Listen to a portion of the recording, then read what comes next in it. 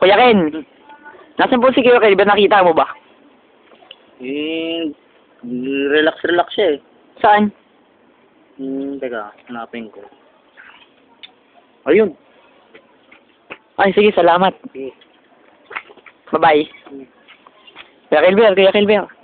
Yes. Pwede bang patulong naman? Tungkol saan? Nahihirapan na kasi ako. Bakit naman?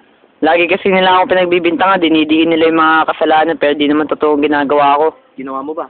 Hindi oh. Kung ano na sinasabi sa akin, pero di naman totoo. Nagpapaliwanag naman ako. Tapos tatanungin nila, tapos di sila maniniwala. Matutulungan mo ba ako? Ano ba sinabi? Ano daw? Tawag dun. Nanloko daw ako. Loko. Pero totoo nanloko ka. Hindi oh. Minahal ko yun. Kahit hindi naging kami. Kasi dali tingin na ako sa likod. Okay.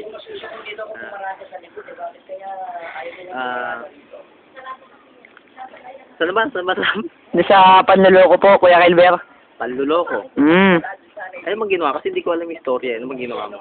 Kasi may mga, kasama ko yung mga kaklase ko, mga lalaki. Oo. Tapos nag-computer kami. Lahat kami nag-computer. Tapos chinat namin siya. Lahat kami chinat namin. Tapos chinat namin ng I love you. Lahat kayo? Ibig sabihin marami kayo? Ilan kayo? 11 kami. Nag-chat kami ng I love you sa kanya. Kung sinabihan mong yan, sinabi mong lahat kayo? Ayaw pa rin nila manalo. Pinipilit pa rin nila. Mali naman yung gano'n. Ha? Alam mo sa taong yun, pang ilang beses na yun? Pang ilang beses na yun? Sa? Yung pinagsabihan mo na, yung didiin ka, pang ilang beses na yan? Nakakapito na. Nakakapito na. Mahirap naman yung gano'n. Kung patuloy ka nilang didigdigin, ano bang, nun?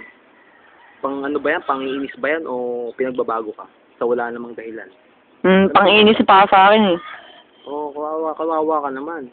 Diba? Kahit wala akong ginagawa. Sira ka ba nila? Ganun. Wala ka namang ginagawa pala. Marami pala kayo nag-chat. Diba?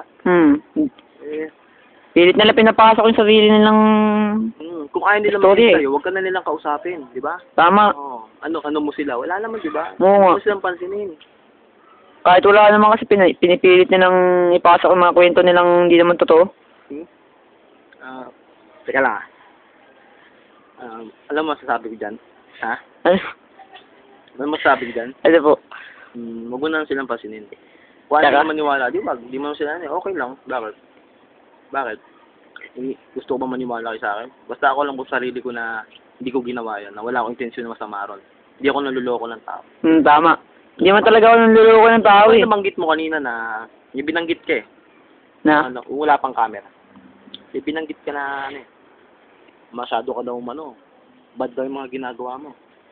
Hindi. Bait-bait kong tao eh. Mas malala pa ngayon kanila eh. Nisilip nila yung normal lang. Tayo lang. Mahirap yung gano'n. Di dapat nasusumpungan yan. Tayo tama. Magkakapatid. Tama yun. Tama. Mga malilit na bagay pinapasok pero sa kanila di nila pinapasok ang sarili nilang kalokohan.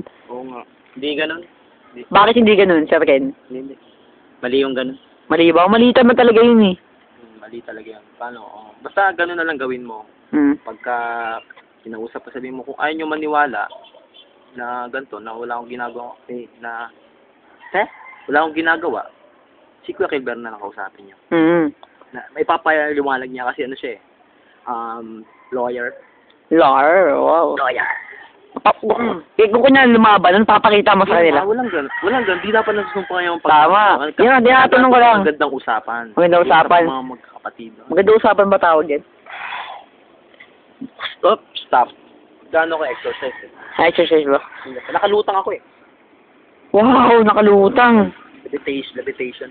Basta gano'n na lang Kasi workout pa ako eh. Sige po. Pinapapump ko yung muscles eh. Wow. Kuya Ken, salamat po sa istorbo kanina. Okay lang. Okay, salamat.